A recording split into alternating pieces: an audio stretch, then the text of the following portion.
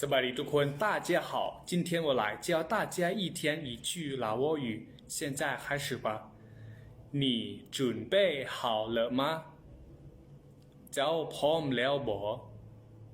你以为เจ้า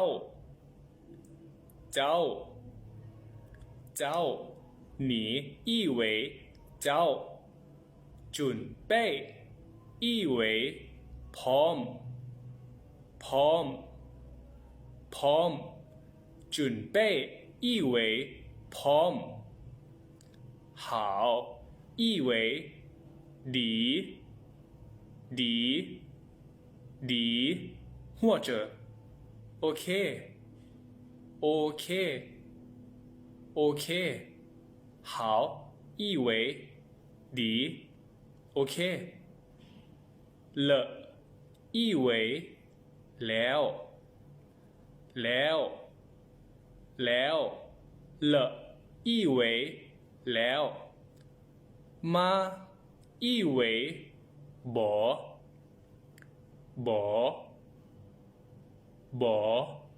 มา以为บ่你准备好了吗如果每个单词翻译成เจ้าพร้อมดีแล้วบ่เจ้าพร้อมดีแล้วบ่但是我们一般说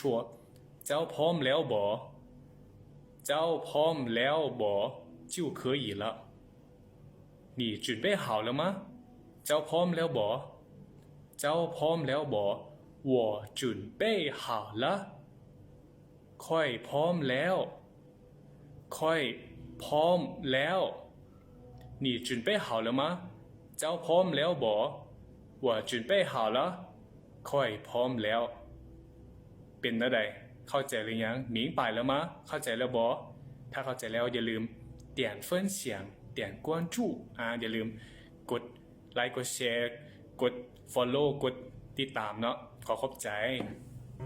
谢谢ขอบใจเด้อ